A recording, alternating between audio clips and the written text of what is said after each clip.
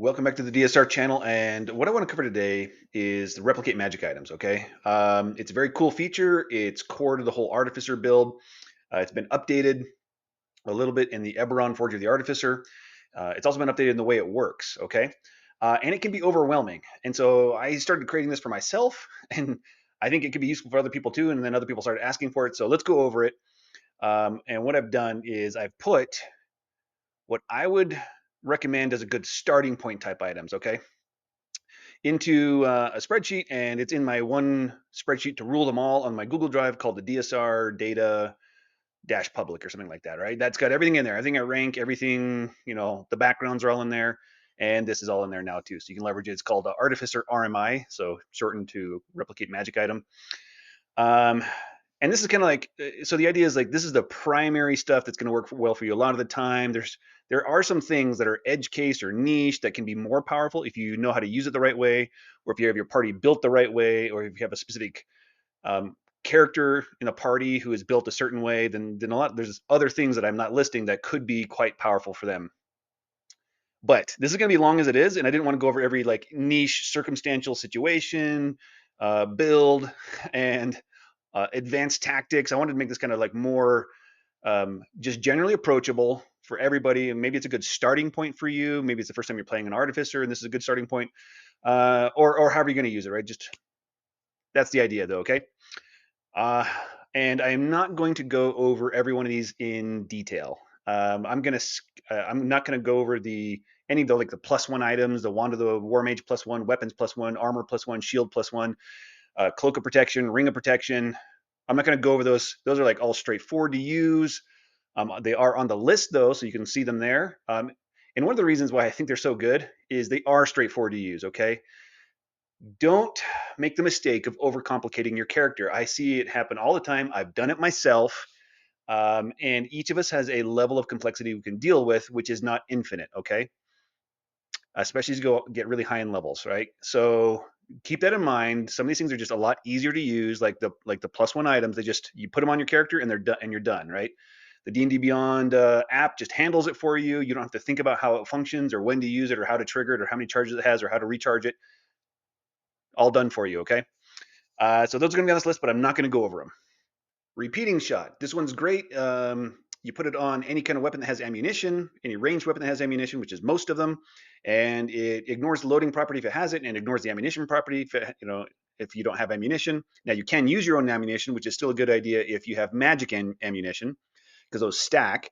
But if you don't have magic ammunition, this is still great. Yeah, good one to use if you have any ranged attackers in the party, or if you're a ranged attacker. Alchemy Jug. This one is a cool, flavorful one. Can be useful in certain situations. Once per day, you can pour out the liquid, and the two best ones for, let's say, general purpose use or going to be more often usable is the acid and the basic poison. You need 8 ounces of either of these to create one vial. So you can fill one vial of acid every day, or you can fill one vial of basic poison every 2 days. If you have somebody in the party who's like trying to be a poisoner, they got the poisoner feat, they got proficiency of the poisoner kit. Yeah, maybe you can help make poison for them, so they can leverage that and make use of it. The acid flask can be thrown to deal some damage, which is good for anybody. Probably better in the lower tiers, like tier 1. Not very good by the time you reach tier 2. So mileage varies. Rope of climbing, good for when you're your scout or any of the is trying to get places. They need to climb into top level second story rooms or higher. Um, or if you're just the party needs to overcome a climbing obstacle. I've seen more than one party just struggle and get owned by just climbing up some sort of surface.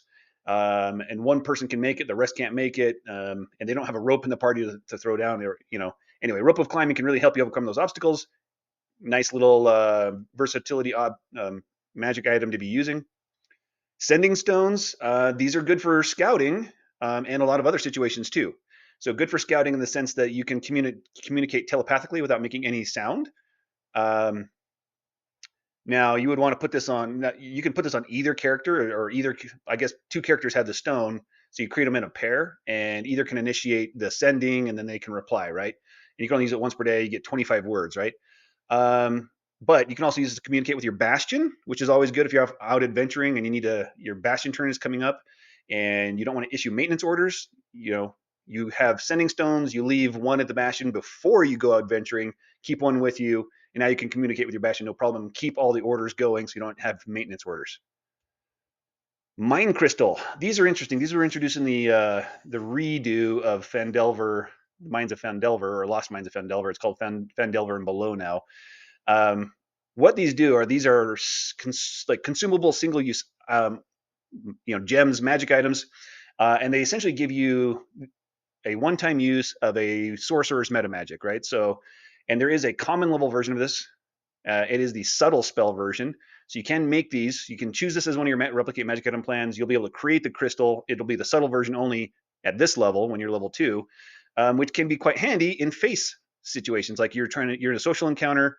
You want to cast Charm Person on them. The problem with that is spell casting may cause them to be hostile. So you can use this to subtle spell cast it, and now they don't notice you're casting the spell anymore. That's kind of a stretch because you can only use this crystal once per day and then it's gone. So I wouldn't do this unless in advance we're gonna have a social encounter tomorrow. I want to prep for it. I'm gonna swap out my magic item, my replicate magic items. We're gonna have this ready. I'm gonna give it to the sorcerer or whoever's gonna be. The sorcerer probably already has subtle spell. Give it to somebody in the party who's got the charm person spell.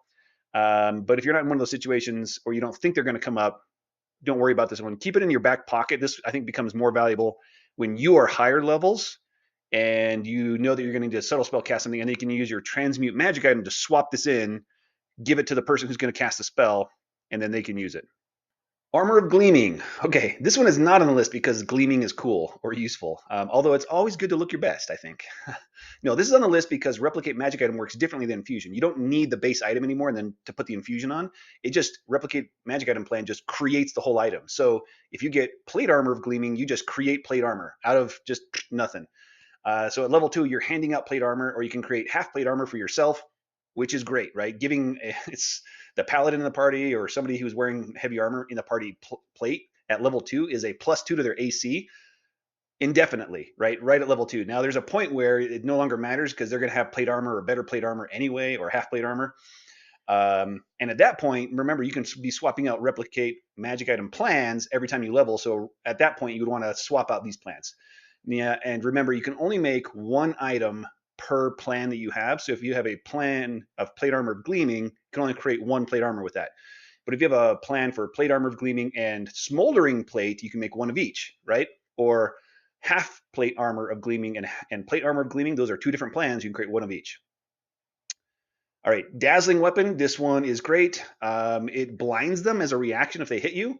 And I'm going to move forward to repulsion shield. And this one allows you to push them back as a reaction if they hit you, because I'm going to talk about both these kind of together. This is great for frontliners who are not tanks, in that you don't care if you're getting hit, but you're also not trying to avoid being hit, right? You're not trying to avoid being targeted, sorry is the way to say it. Nobody wants to be hit, but you're not trying to avoid being targeted. You're standing on the front line, right? Everybody who's trying to avoid being targeted, I would not get these items because you're trying to avoid being targeted, which means you're going to be far less likely to be hit. So you don't want to have these, right? These are going to be taking attunement slots that don't make sense for you. For tanks, I'd be careful about them because you're punishing them for hitting you, which might make them target somebody else. So that really comes down to how good is your threat, right? If you've got Spirit Guardians going, that's a lot of threat. And that might overcome this. It really depends on how the DM runs the monsters, or if you have one of those persistent or soft taunt features that are in the game. Right? There's a few subclasses that give you a soft taunt. There's compelled duel that gives you a soft taunt, and what that does is it makes them have disadvantage to attack anyone but you. The protection fighting style can do that. Now the protection fighting style requires a reaction, and so do these. So if you've got the protection fighting style to be and that's how you're tanking, then you definitely don't want these because you're going to need that that reaction to use protection fighting style. But if you have, without using a reaction, really great threat, and a soft taunt or something like that, and that overcomes repulsion shield and the dazzling weapon punishment they get for hitting you, then great, go ahead and use those. You're the one that's most likely to be hit the most often because you are trying to be targeted, not trying to be hit, but you're trying to be targeted so that the rest of your party isn't being targeted. Boots of the Winding Path. This is great. It basically just gives somebody that skirmisher ability they need, which is as a bonus action, they can get out of melee. Okay, so they run in, attack, however many attacks they have, and then bonus action, get out of there. Fantastic. Pipes of Haunting. This is great if you need more control power in the party, more control features in the party, whether it's you or somebody else who isn't like who doesn't have a great use of their action, or maybe it's the controller in the party who has a really strong concentration control spell. But once they've got their concentration spell down, they don't have like access to command or any of the non concentration control spells. Then give them this, and they could be using this on their off on the turns after they've got their concentration spell down. But also just good for anyone, right? Wand of Web. This is great. Anybody who's not using their concentration, or like your homunculus servant, this is good for the homunculus servant to just be using its concentration to throw down web spells. This is pretty good for several levels, but it will run out of steam at some point because the DC is fixed at 13, and eventually monsters are going to start saving against it pretty frequently. But it is a dex save, and not every monster is really good at dex, so your mileage will start to vary. But if it's your homunculus, you're going to get more mileage out of this than you would on a player character, because the homunculus's attack, it does have an attack, it's not a lot of damage, and this is probably going to be better than that homunculus's attack for many, many levels, probably into tier 3, right? Depends on what other kind of magic items you put on it. Weapon of Warning. Fantastic support item. Gives everybody in the party within 30 feet, usually you're going to be within 30 feet of each other when combat starts, gives you all advantage on your initiative check, which is fantastic. You can't be surprised if somebody tries to ambush you while you're sleeping, but it doesn't have to be on a player character. So this is another great thing to put on your homunculus or some other pet that you have, or maybe a hireling or a sidekick. Have them attuned to it. Everybody still gets the same benefit, and you didn't take one of your attunement slots, which is awesome. I would talk with your DM about how they handle that. Like, do they allow familiars to attune to things? Do they allow, like, if I just buy a horse as a mount, can it attune to things? There's no like explicit rule that says these are the requirements, but there is some like flavor text in the attunement rule section that talks about they have to meditate or focus or practice with the item, which a DM could interpret that and say, okay, it's not reasonable for creatures of animal level intellect to be able to attune to items, which would be fair.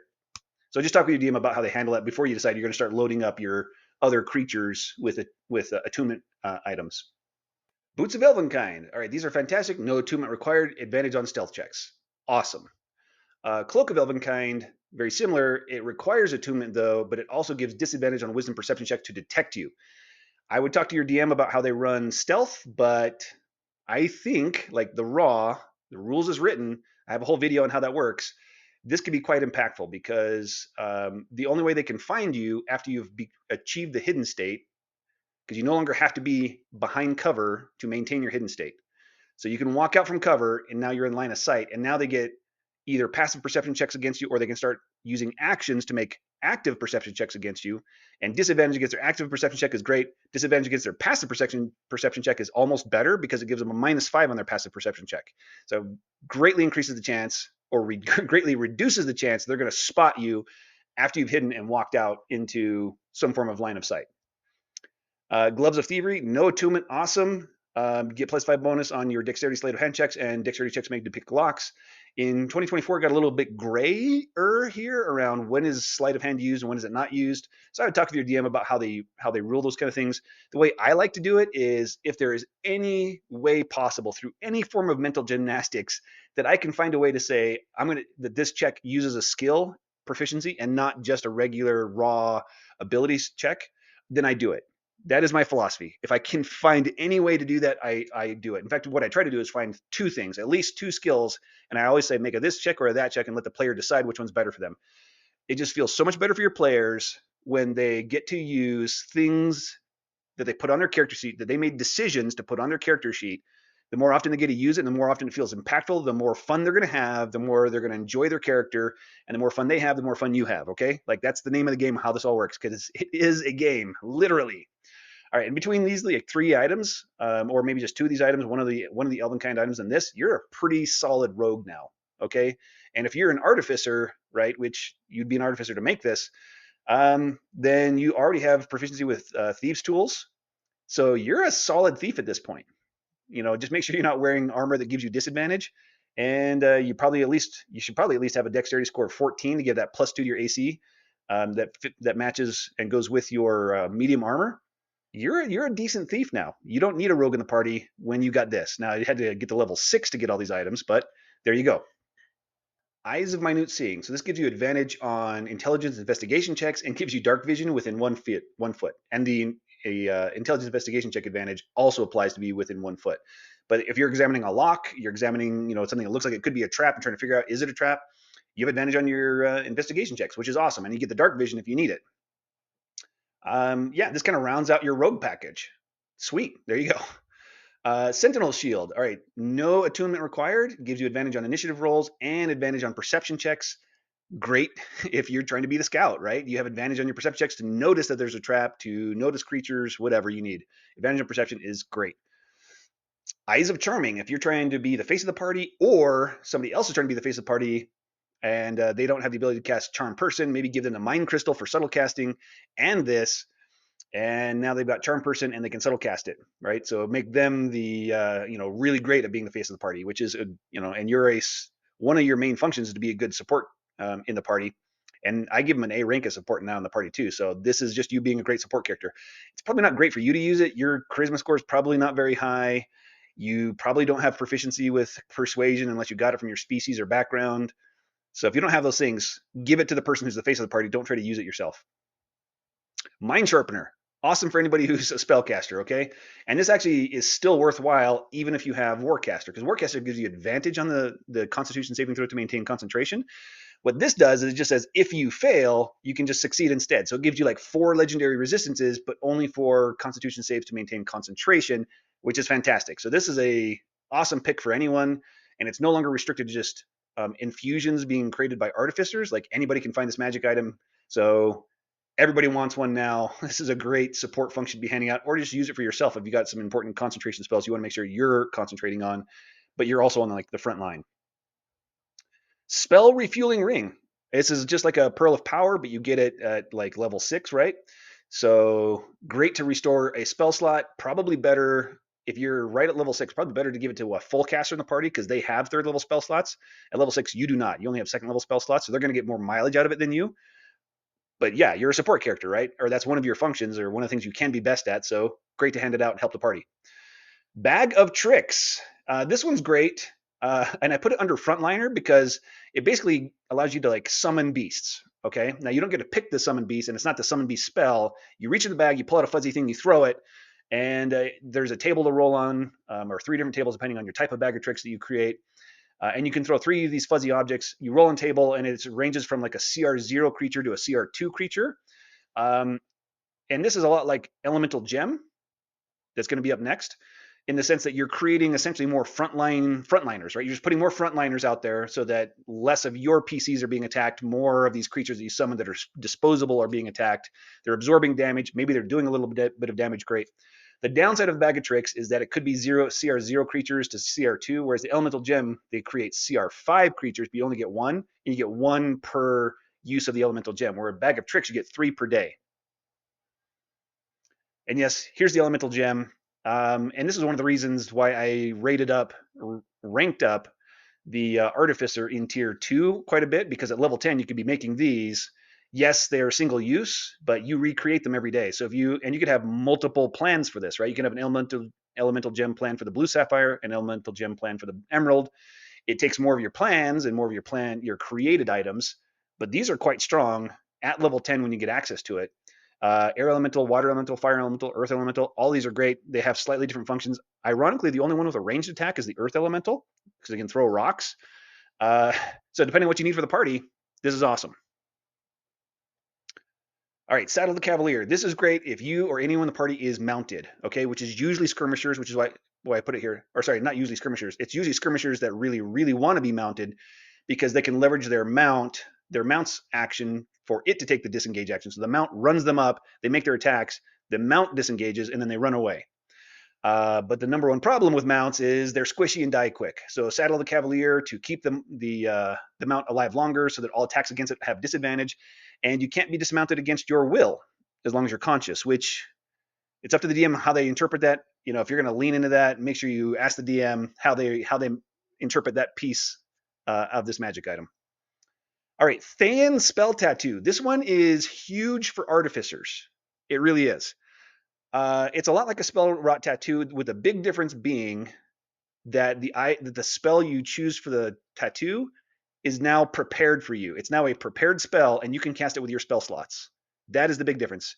The other difference is you can only create tattoos that have up to a third level spell. But for an artificer, that's a big deal, especially for like the alchemist or the cartographer who don't have great third level spells. So now, if you're an alchemist and you don't have, you didn't choose a dragon mark background, or you weren't allowed to choose it because your DM didn't allow it, you can take this to get Aura Vitality, and now you've got Aura Vitality as a third level spell that you can cast with your third level spell slots and be a great healer for your party. This doesn't put it on your spell list; it just is prepared for you. So even though you have this, you couldn't leverage it to put it into a spell storing item. Okay, that has to be an artificer spell, which means it has to be on your spell list. But it does give you the ability to cast it with your spell slots. So you can get yourself Conjure Barrage, Aura Vitality, you can get Fireball, Slow, Hypnotic Pattern, like all kinds of things, basically to fill any role you want, any spellcasting role. And a lot of those spellcasting roles kind of hinge on a third level spell. Like if you have access to the right third level spell, you can be pretty good, kind of depending on, no matter what the level is, no matter what tier you're playing. Um, so those third level spells are really important, and this gives it to you, right? Boom, right there. And you have more attunement slots than anyone, so you can give yourself multiple of these if you want Conjure Barrage and Aura of Vitality, right? Or Fireball as well. I mean, pick as many as you like. They each take an attunement slot. Gem of Brightness. This one is very much like the Pipes of Haunting in that if someone in the party doesn't have a great action to be using other than like a big control spell that requires concentration, you give this to them.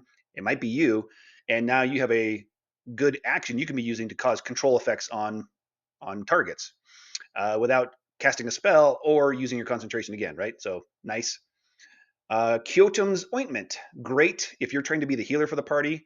This is going to give you access to be able to restore more hit points and remove the poison condition. And each time you create this, you get 1d4 plus 1 doses. So you might get 2 for the day, or you might get 5 for the day. But yeah, that can really help and stretch your ability to heal further. So again, if you're trying to be like the healer alchemist, great, get this. Strangely, for a long time, I assumed that this was a potion. It is not. It is a wondrous item. Now, Kyotum's Ointment. All right, Eyes of the Eagle. Another great package for being a scout, gives you advantage on all perception checks that rely on sight, whereas the Sentinel Shield gives it the advantage on the perception checks anyway without any limitations. But neither of them require attunement slots. Now, there is a hand slot that the shield takes. So if you already have your hands full, you already have a better shield, right? Then this might be the better choice for you because you don't want to downgrade to the Sentinel Shield. Figurine of Wondrous Power. There are options for this from uncommon all the way to legendary. Okay, and there's also the prehistoric figurines of Wondrous Power that came out in the Big B Presents the Glory of Giants book. Okay, so I'm not going to like list those as separately. They're just all kind of this one category. If you get an item, they're all wondrous items, so you can make these with your Artificer Replicate Magic item feature. And there's a lot of options. They can be frontliner options. They can be scouts for you. They can be doing a lot of things. They last for multiple hours.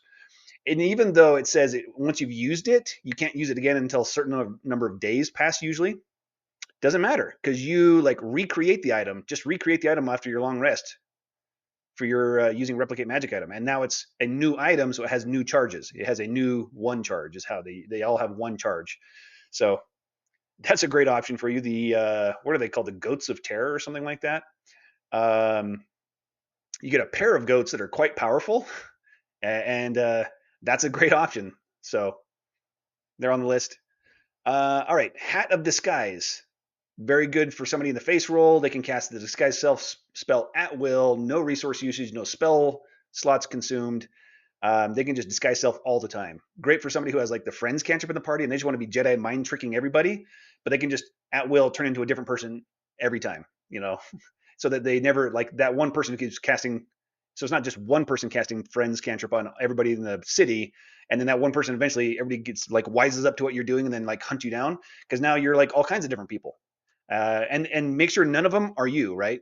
With so they're always these different personas that all look like different people that are not you. So that then you can just turn off the illusion. They're like, hey, was that you? Like, no, look, it's not me. And they can touch you, there's no illusion. Clearly it wasn't you. Great combo. Ring of Jumping. The jump spell got so much better, which made this which used to be a pretty poor item, a much better item now. It essentially amounts to giving everybody, whoever has it, a plus 20 on their movement each round. Now it's going to take their bonus action once during combat to initiate it, but it lasts a minute. So for one bonus action per combat, giving you an extra 20 feet of movement for the rest of the combat, that's a decent chunk. That's a decent chunk. Requires attunement, so may or may not fit on the party. Stone of Good Luck. Okay, do not underestimate the value of getting a +1 on all of your ability checks, and it's all ability checks, not just those associated with skills. Okay, so if it's a tool check, if it's a initiative check, that's still an ability check, and you still get the +1 on all of those things. And it's easy to use. D&D Beyond just handles this one for you. It just adds it to every relevant ability check, and you just benefit from it. Never have to think about it again. Never have to figure out, does it have charges and when can I use it? No, just done. So nice and simple and useful. Winged Boots. Okay, these ones have 4 charges. And you can take the magic item to expend a charge. You gain a flying speed of 30 feet for an hour. They require attunement. They didn't used to. And they're pretty good. It's a good way to get access to non-concentration flight for a while. And if you run out, like if the duration runs out while you're in the air, then you basically have feather fall on you until you land 30 feet. So a solid choice. Rogue's Mantle. This is a newer one, but it does require attunement. It's a rare item, and it's interesting. It gives you dark vision. If you already have dark vision, it gives you an extra 60 feet. So that's the same feature as Goggles of Night have. It allows you to move in shadows. This works exactly the same as the Shadow Monk's Shadow Step feature, which is in dim light or darkness. You can teleport as a bonus action. Everything teleports with you that you're wearing. You have to teleport to another spot that is in dim light or darkness, and you have advantage on the first melee attack you make before the end of that turn. Okay, nice. And then you get to cast Antagonize spell once per day, which is an okay spell, not great. And so it doesn't matter that it's once per day. It's not like, oh, gee, I wish I could do that more often. That's probably not the reason you're taking this. You get basically the Shadow Step from the Shadow Monk, and you get Goggles of Night with this. By the way, if you already have Goggles of Night, these stack. So the Goggles of Night would give you an extra 60 feet of dark vision, and this would give you an extra 60 feet of dark vision. So you started out with no dark vision, you got 120 feet. If you started out with dark vision, 60 feet of dark vision, you have 180 feet. If you're a dwarf with 120 feet of dark vision, now you've got 240. Blam. All right, Necklace of Fireballs. Okay, fireballs. Need I say more? 1d6 plus 3 beads, and as a magic action, they can throw a fireball. Great. Great to put on your homunculus. Great to put on anything that has hands that can detach a bead and throw it. 60-foot range. DC 15 fireball, save DC, which is great. That's pretty good. This will be useful for a long time, probably forever, especially if you're putting it on one of your hirelings or sidekicks or the homunculus, which can have hands. I mean, your steel defender can have hands too. So yeah, you might use this forever on those. And it doesn't matter, right? Again, how many beads you roll necessarily, because you just make a whole new necklace the next day with its own set of beads. So every day it's a reset of all the beads. Great. And if it's the last fight of the day, and you've got several beads left, they can just throw all the beads remaining and do a big fireball. Cube of Force. This got a list of a number of really useful spells.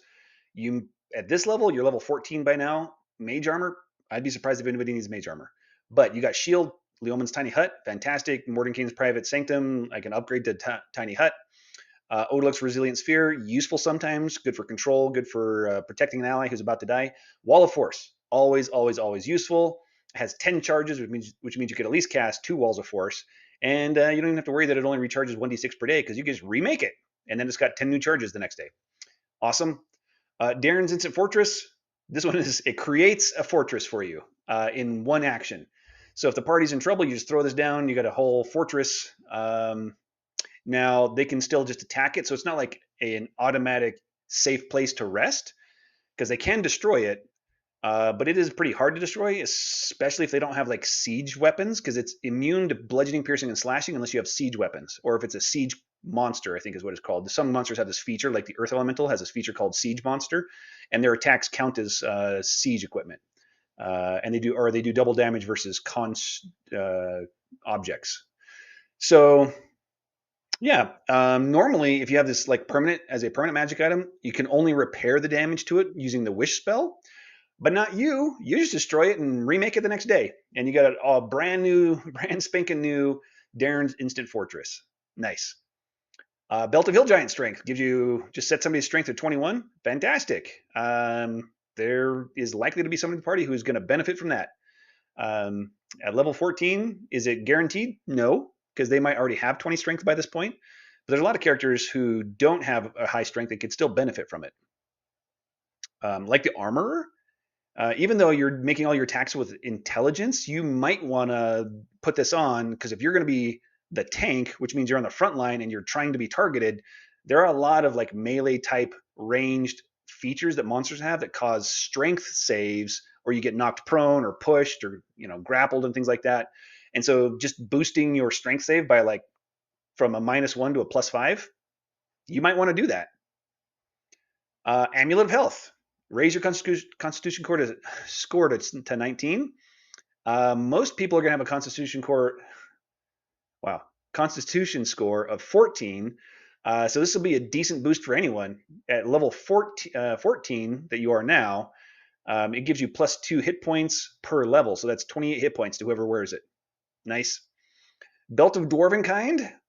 This raises your Constitution by 2, which means you could put this on somebody who already has the Amulet of Health, and now their Constitution will be 21, giving them an additional additional hit point per level.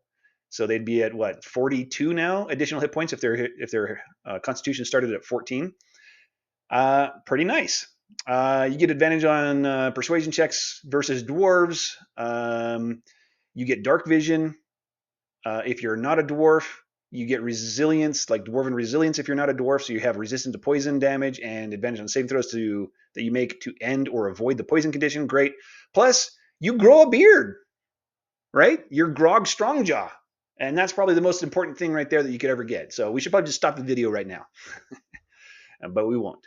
All right, Mantle of Spell Resistance, advantage on all saving throws versus spells. Not quite as cool as it sounds, because monsters don't cast spells as often as player characters do, but they still cast spells. So there's a decent number of them that are still going to be casting spells. Like they started adding that back. They kind of went too far with removing too many spells in the late year or two before 2024 came out.